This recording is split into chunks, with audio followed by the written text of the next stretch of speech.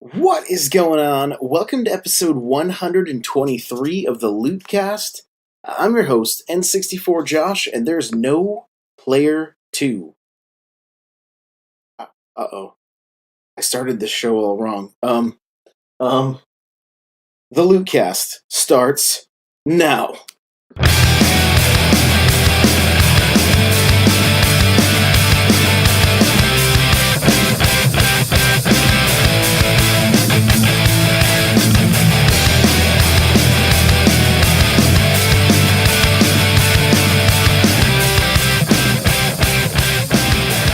What is going on? Welcome to episode 123 of the Lootcast.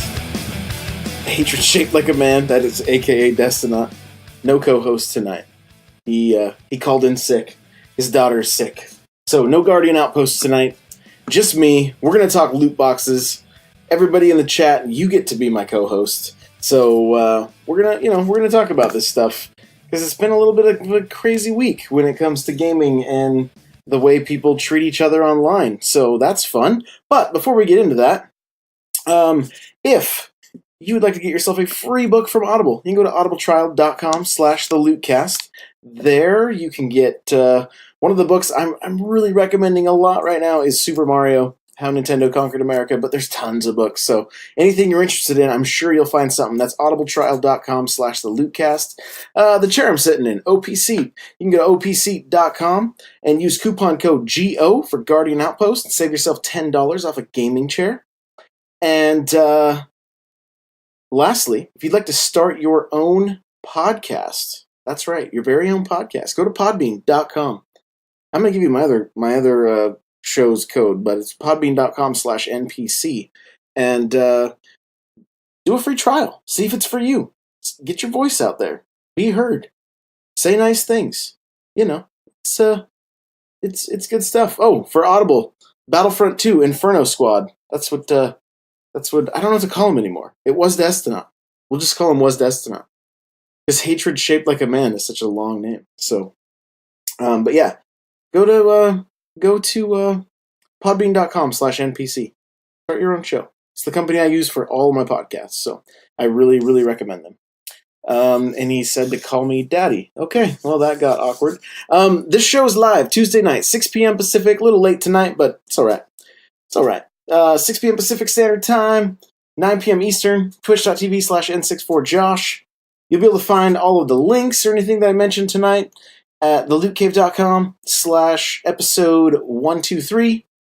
And I think that's all the housekeeping. We can get into this week. So for me anyway, there's not a whole lot on the Destiny front. I haven't turned the game on in something like probably 5-6 weeks, maybe longer.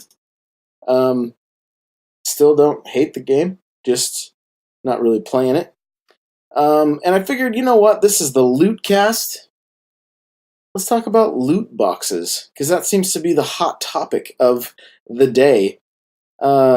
Basically starting off yesterday with seeing a tweet from Mixer's community manager, Josh Stein, said, "Why am I waking up to seeing that game developers are having their lives threatened?"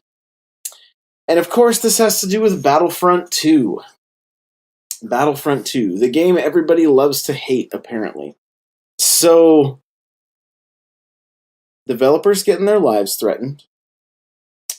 People hate the monetization strategy that EA put in place for Star Wars. Basically, they don't want to have to grind too much to get certain characters. They just want certain characters for free. Or have them just available at the start. And I get it. This is not a simple subject just to have your opinion on and not hear two sides of the story. Like Jimmy Pike's putting a police penguin in the chat right now. So like I said, I'm gonna bounce stuff off of chat, and we're just gonna talk about this because one, threatening somebody is not okay. Threatening somebody's life, not okay. I think we can all agree on that. especially when it comes to a piece of software. You can choose not to play it. That's a simple solution there. Um, Threatening somebody's life, not acceptable. Not acceptable. Whether you're going to follow through with it or not, it's not acceptable. Jimmy Pike says it's a video game, and that's exactly what it is. It's just a video game. So why are we so upset? What is going on in the mind of gamers that it's even trending on Twitter that Battlefront is unpopular in is already unpopular amongst players, and it's not even out yet. There's early access from EA Access, and that's pretty much it. And it's been nothing but, it was the most downvoted. I'm going to look it up. It was the most downvoted thread on Reddit. And when I looked at it, it was at like 300,000 downvotes. The first one before that, like the old number one was like 24,000, and that was from somebody saying, "Hey, everybody downvote this as fast as you can." So, let's see if I can find it quickly here. Who knows? It may have been deleted for all I know. But I don't know. It's unfortunate that basically this, I don't know. It's hard to, like I said, this is a hard topic to cover. It's hard to try to, I want to look at it as critically as possible, right?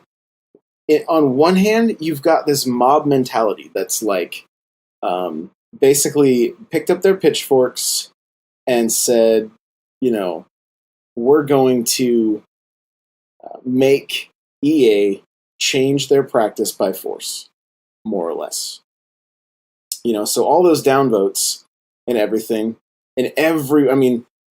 most of the comments, I'm canceling my pre-order. I've canceled my pre-order. I've canceled my pre-order.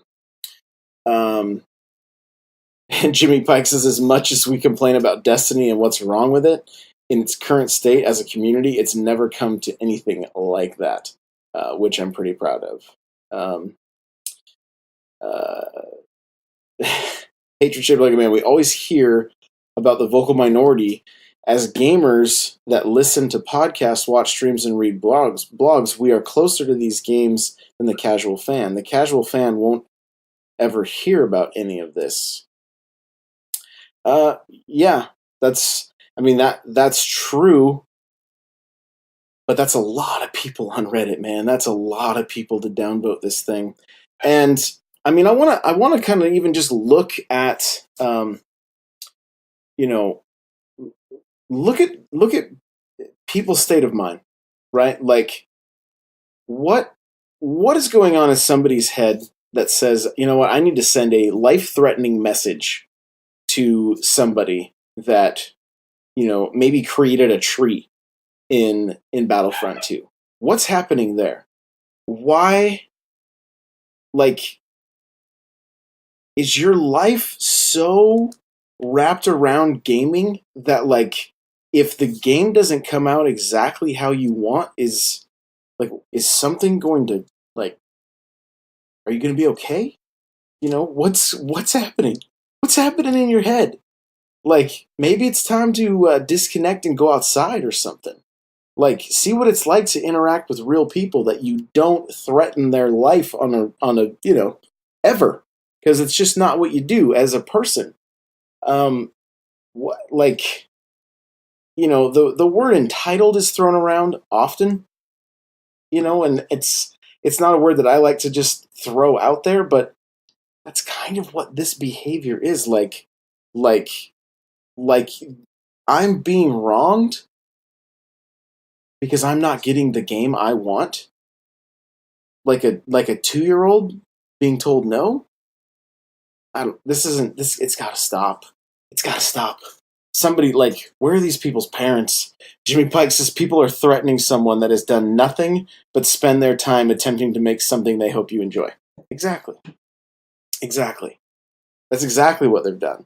And the thing is, there's a few things I want to point out about Battlefront 2 because, and this does tie into Destiny as well because they have the same problem. Okay, these companies are looking for ways.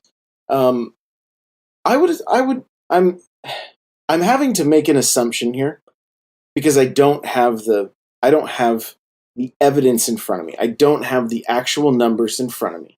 But games that are selling at $60 a pop, are they bringing in what the investors are wanting to see when a game sells, or are these monetization strategies are they a necessity in order to make the quota of what they're supposed to make? That's the question I have. If the $60 isn't enough, and look, the price of games, we've said it before. I've said it before on this show. I've seen a lot of people tweeting about it and stuff too. Like, because of inflation, the price of games should be more like $117, $120, $125 a piece. Okay, right around there. Double what we pay now. And that's a hefty price tag. I mean,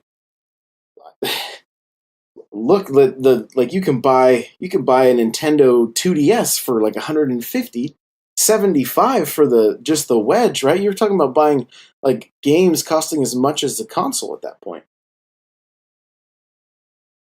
What I want to figure out, what I would love to see is what are some of these numbers? Why do these monetization strategies have to be in place? Is it because of inflation? Is it because of greed? You know, is it because they're a business and they just want to see more money coming in? Is it because Battlefront 2 said, hey, we're going to give you free DLC, but they have to pay for it somewhere? There's still hours going into making content for this game. Nothing's ever really free. Somebody has to pay for something. It's not like they're going to go, okay, we've got our volunteer department over here. Go ahead and start working on that free content, and thank you guys for donating your time. No, these people got to get paid. Jimmy Pike says, I can't speak on Battlefront's behalf because I haven't played it. But there is literally nothing in Destiny that you have to pay that will impact your experience at all. Correct. The big thing with Battlefront is that the loot boxes had somewhere of like a 40-hour grind, and it was still tied, like from my understanding, still somewhat of a RNG situation, and you may or may not get the character that you want. So if you want to play as Luke, the fastest way to do it would be to pay extra. If you want to pay as Vader, the fastest way to do it would be to pay extra. Hatred Shaped Like a Man says, some games are designed to make money. Some games are more art. The issue is people can't fathom all games not being treated as art. We can have both. People get mad when the game they like has items that they can't get in that $60 box. Okay, good point. And this is a perfect segue right into what I think is going to be kind of my main point of this whole thing. What is a better monetization strategy? Okay, why does Overwatch get a pass on this? No one really seems to care that Overwatch has loot boxes. Halo 5 has loot boxes, yet nobody really seemed to care. Now, those were mainly cosmetic. But from what I've heard, people saying that if they've played Battlefront 2 early access, they're like, okay, I didn't buy any loot boxes. Somebody else bought a bunch of loot boxes. They have a few things that are better than me, but it hasn't really made the game unbalanced. So it's basically, at the end of the day, just cosmetic things. But yeah, so I mean, and Hatred Shaped Like a Man says Overwatch and Halo are pure cosmetic. Halo's not pure cosmetic because it gave you better weapons to use during um, the I can't remember the other game, a Warzone, I think is what it was called. So, um, but and again, I can't speak firsthand because I haven't played enough of Battlefront with the loot boxes or whatever. But from some of the tweets I have read, the people that are like, I've spent no money, I've seen stuff, I've seen people that have better stuff, and it doesn't really seem to affect the game all that much. So um, there's more. There's layers on top of Battlefront. There's a few things that we've got to unpack basically. So Overwatch gets a pass. Halo kind of basically got a pass. Battlefront does not. Okay, so the first step with this whole monetization strategy is you have to have something that you want. The company has to put something in front of you that you want to buy. Okay, well, there's already a red flag for all gamers at that point because they're like, whoa, whoa, whoa. If I want this, I've already paid $60 for this game. Why don't I already have it? Okay, so that's a red flag right there. Well, I mean, even the cosmetic stuff. I mean, look, I haven't opened a single loot box in Overwatch. That doesn't mean I don't want some of the cool skins for Tracer because that's who I made. And when I do eventually open them, I'm hoping I get some cool stuff for her. Same with Halo. I loved it was that like pull the handle on the slot machine and see what you get, you know? And I even threw money at it. Maybe I'm part of the problem. I had no problem doing that though. It was my choice. They didn't force me to do it. But I wanted some of the other gear. I wanted some of those legendary pieces of armor. They made zero difference in the game. I don't even think people could really see that you had a legendary, or I don't even know, there was like a legendary or rare, that kind of stuff. Nobody even knew. It wasn't like some kind of trophy piece. It was literally just for me to know. So, Battlefront says, hey, we've got loot boxes and we're going to put good stuff in it because we want you to spend your money. We want to be able to fund the rest of the DLC, so we've got to put stuff in these loot boxes to get people to pay for the DLC. So that may mean, you know, Joe Blow over here buys like $80 worth of loot boxes, $100 worth of loot boxes, and he Hatred Shaped Like a Man says I can't type fast enough to respond to all these questions. Well, you'll have a chance now. So you have, you know, essentially you have other people paying for the content for you, right? But let's see. Curvy Geek says it was probably some gold, ugly, tacky color too that you paid for. That's like a double strike for me. So hey, and again, but all of Halo's content, all of the DLC, free. None of the maps were really that great. Nothing was really memorable in that game. The best part of that game was the armors for your Spartan. That's what I had the most fun with Halo 4, and I even think Halo Reach. You know, getting to customize your Spartan for the first time. That was fun. But Battlefront has some issues, right? So, like I was saying, these companies have to put items that we want to buy in front of us. Destiny doesn't really have anything that dangles that carrot that goes, man, I should go spend $5 on this. I bought a couple of the bright engrams just to, you know, get a few more shaders or whatever, but wasn't really anything that I really felt like I had to have. But if they put anything too good in there, the community would lose its mind. It would lose its mind. Why is this content behind a paywall? I paid $60. I should have all of this content, especially in a game that seems starved for content again. why is this stuff here? Well, I mean, the simple answer is business. They want to make more money so they can, make more content, more games, be successful in the and show the investors that this was a good move for Activision to acquire Bungie and yada yada yada, all that stuff. It's all, it's like doing the deal with the devil. It has to, it kind of has to happen. So, um, Hatred Shaped Like a Man says, I also feel that the loot box structure hits close to home for some. People with money can buy whatever they want. People without money have to grind and work for what they want.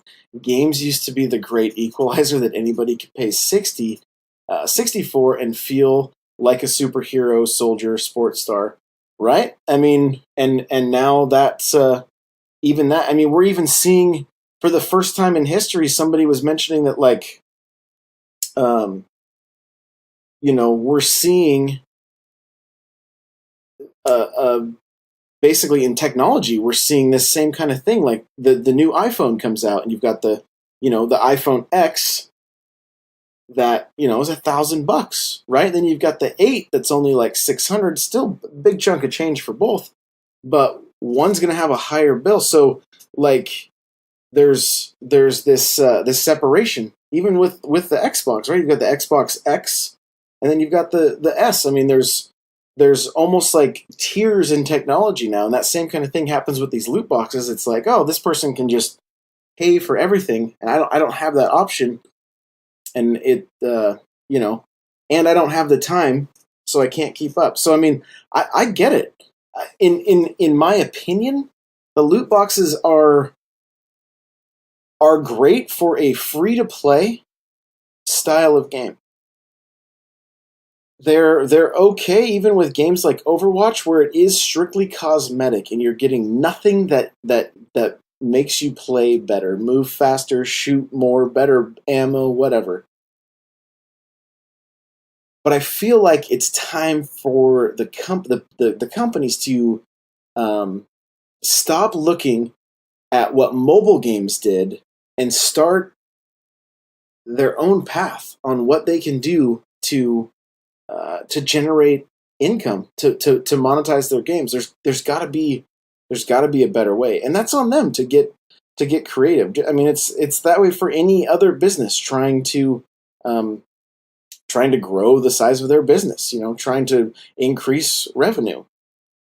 They got to get creative. They got to think about it. They've got to figure it out.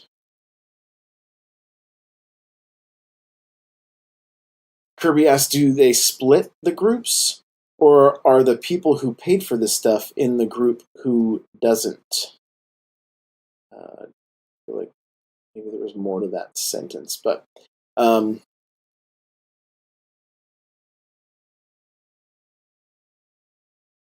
maybe it just splits the groups further. Maybe that would be the answer to that question. It kind of draws the line. But let's get back to Battlefront 2 though. So let's go back even further. I'm sorry, but back to Battlefront 1. Okay, this game, Battlefront 1, DICE was given a very small window to produce a Star Wars game, and that was very apparent based on the amount of content in the game. You really didn't get the full experience, you didn't feel like you got the $60 experience until you paid the $100 to have everything in that game. And unfortunately, EA did something that was not very cool, and they did a special edition of the game that all it did was unlock better guns by buying it early. And that was it. And here's a quick question from the chat. It says, what if you linked your Facebook, Twitter, Farmers Only account to the game, and every time you promote the game, you get more in-game currency? Oh. Oh man.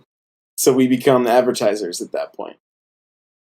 Then you just described the way Facebook games work, and you want to get more plants for Farmville or whatever. You want more crops. Hey, just invite your entire friends list and let them know what you're playing. Oh my gosh, no, please no. Um, so Battlefront One though, it was thin. It was thin on content, and the community cried out, "Hey, we want story. We want Star Wars story to play through. We genius," he says. um, we want story. We want more content. Like, the gameplay was on point. It was fun, but it was essentially like a very um like just basic shooter. You had like just a handful of weapons that literally all felt the same, almost sounded the same. There was not much difference between any of them, and those same weapons kind of just stuck with you no matter what timeline you were in. It There was just some odd choices. You had a few things you could do split screen. They weren't all that fun. Like they tried to spread that content out as much as they could, and it just made it look thin. That saying from Lord of the Rings. I think it's um, Bilbo Baggins says, "I feel like butter spread over too much bread," right? And that's basically what they did with Battlefront One. They're like, "Here, we got this, we got this maybe $40 game, but we're gonna spread it out over a $60 price tag and see what happens." And we can see right through it. We can see right through it. Now, that wasn't just due to greed. That was due to a time thing, right? And everybody, because it's EA, they're instantly hated on.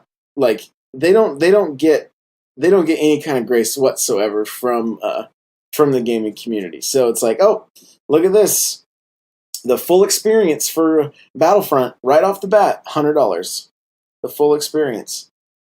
And then they're like, oh, here's the special edition too, thinking it had exclusive content. No, it just had stuff you could unlock faster for $70. So they got an extra $20 from me. I had never seen this strategy before. I'm like, this is really a thing? It was. It was. So not cool, guys. Not cool. I ended up waiting until the entire collection became like, I think I got it for $19 digitally. So, that was fine. And the game was fun. The space battles were fun. The DLC they added was great. It's just that game was not a complete package until all of the DLC came out. And that's not okay.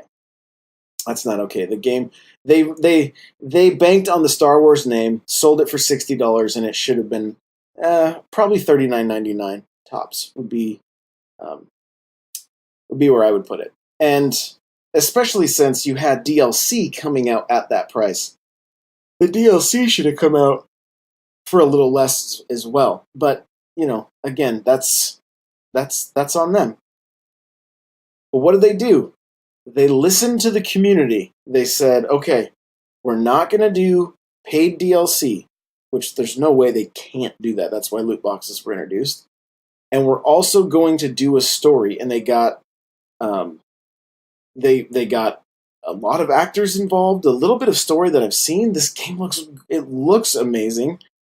You're playing as Luke, like um, I can't wait to jump in. I watched Fran Mirabella play it for a little bit last night. I didn't want to watch too long because I'm like, I don't want to get this spoiled, but like he's playing as Luke Skywalker and doing missions, and there's like tons of dialogue. I mean, not a small amount of cutscenes, like a ton.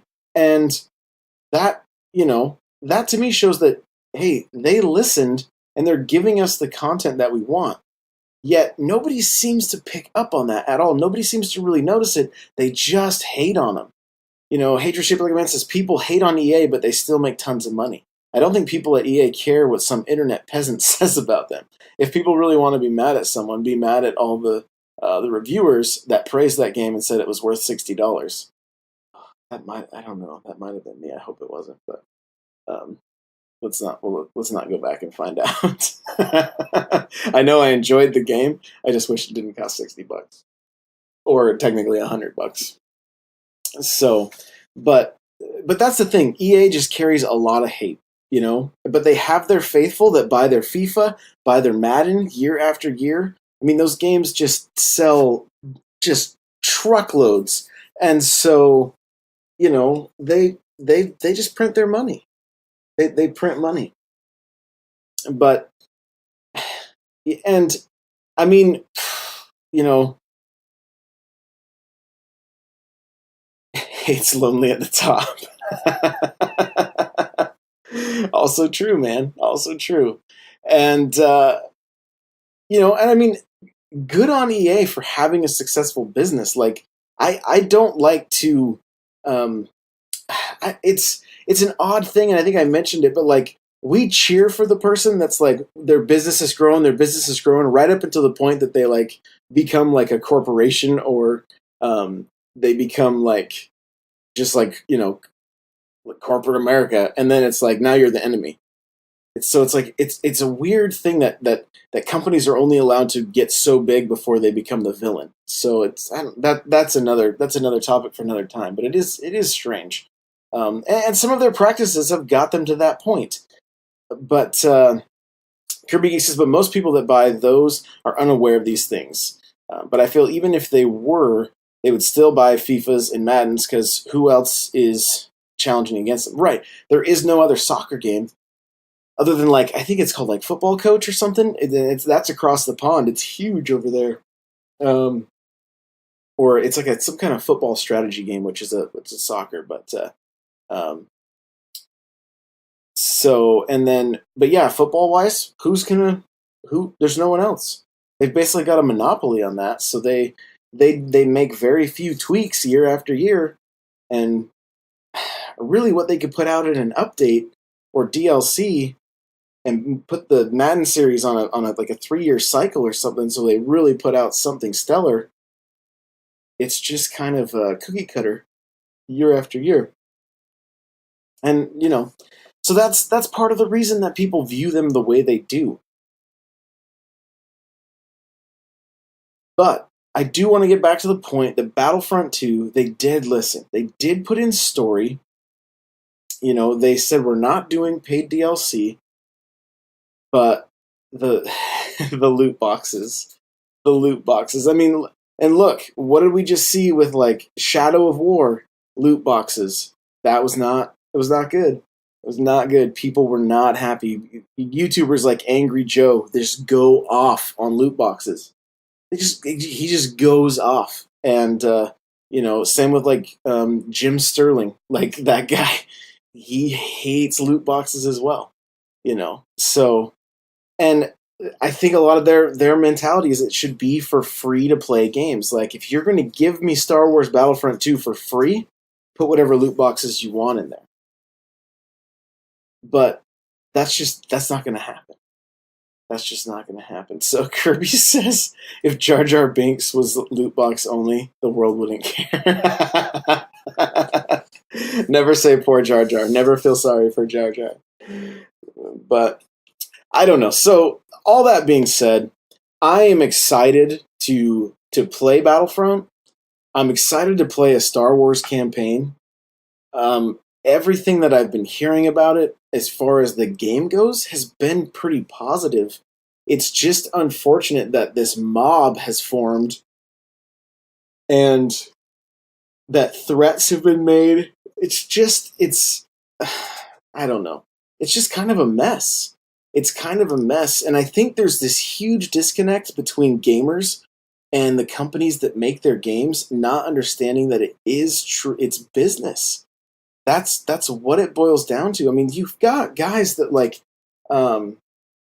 his name escapes me, but it's Jonathan something. He made the game Braid, right? I mean, he just made that game by himself. Stardew Valley was developed by one person. Like, and you've got these beautiful little indie games that aren't all that well funded. They're just passion projects, sometimes by people that are still working full-time jobs, and they're great little games.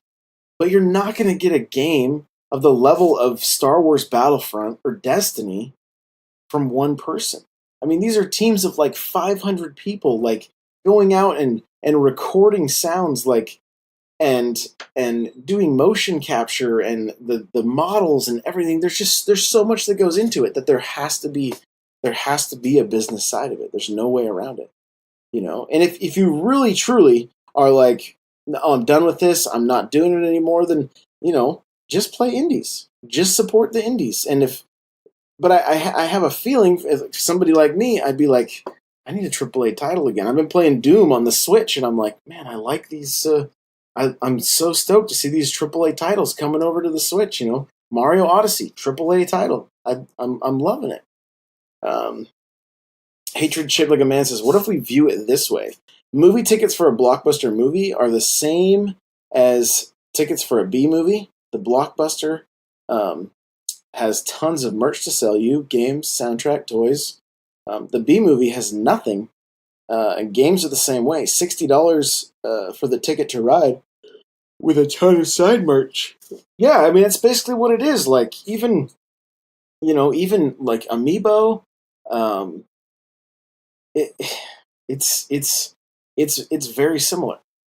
Essentially, movies are commercials for the other products. I mean, as a child of the '80s, most of the cartoons I watched were nothing more than commercials for the toys that they were trying to sell us during the commercials of those shows. I mean, that's basically what Transformers was. It was just a commercial to sell me cars that turned into robots.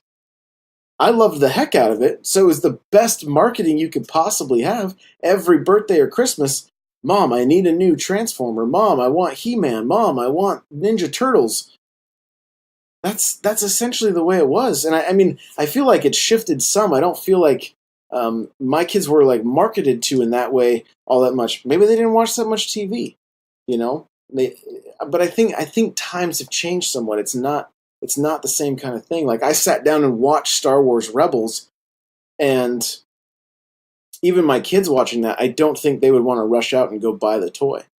But when I was a young kid in the '80s, that's all I wanted. I wanted those toys. I wanted to, the show was basically free. It came in over my antenna for free, but they made all their money from the merchandise they sold after the fact. So essentially, it was free to play back then, right? And that worked. That worked. Toy companies made billions of dollars. Billions of dollars. So I don't know. I don't know. I just wanted to kind of address this, talk about this. I know sometimes these solo shows are not the most fun, and I was hoping to talk about this with Gio, but he's got a sick kid, and that's fine. And we may touch on it a little bit more next week. But I, I'm not. I don't want to come across like I'm like the white knight for EA. Like they've got some shady business practices. There's no question there. But I feel like DICE is kind of getting the short end of the stick because they're like, look, we listened, we gave you campaign, we gave you more of a game. Like there's so much from the looks of it anyway. There's a ton of content in this game. There's a ton of content, and um, Hatred shaped like a man says, "I will white knight EA.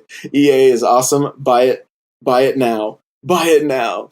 So, but this looks like a great game. I'm going to spend my $60 on it.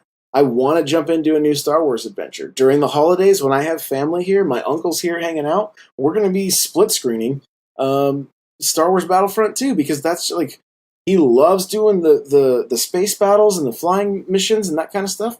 I can't wait. I can't wait. We played the heck out of the first one, even though there wasn't that much there. There was like 4 missions that we could do.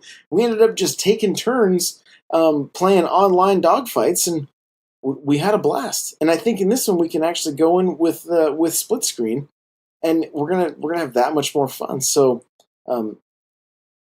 there's gonna be fun. There's fun to be had there for me. You've got to ultimately make your choice on what you want to do with your money. Um, loot boxes, no matter what's in them, I've always just thought like I can buy them if I want to, but nobody's forcing me. Nobody's forcing me. And what's funny, like I had some people say from the desk. I think it was Henny was like, the Destiny community is like, we need more to grind for, and the Battlefront community is like, we don't want to grind, we just want everything. So coming from the Destiny community, like, believe me, you want to grind some, otherwise there's no reason to keep playing. It adds another layer of reason to keep going. Okay, well, oh, you said it. You said it too. Hatred shit like a man. I saw it from multiple places. So he says I said that, but f me, right? No. Don't make me laugh, dude. My cough from my cold will come back, and it'll just be all unpleasant. This is why I changed my name. Oh man. So, that's that. Like, if you want to get involved in the conversation, hit me up on Twitter at N64Josh. There's a comment section at thelootcave.com/episode 123. You can you can let me know your thoughts there. Come over to my Discord. Like, there's a link to it in the show notes. So I'd love to talk about it more. I just want to make sure that it just stays cordial, that's all. Kirby Geek says maybe Henny paid to get his comment viewed first. I think that was the case. I think that is what happened.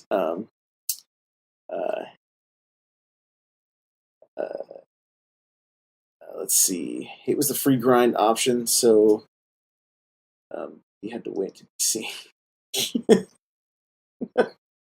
I'm not even going to try with that one, but I do want to touch on real quick, just with our streaming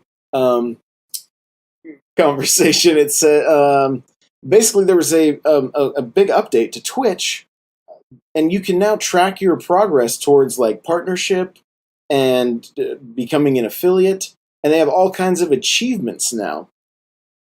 So it's kind of cool. It something that people often say is don't focus on the numbers, just have fun and do your thing and just let it grow organically.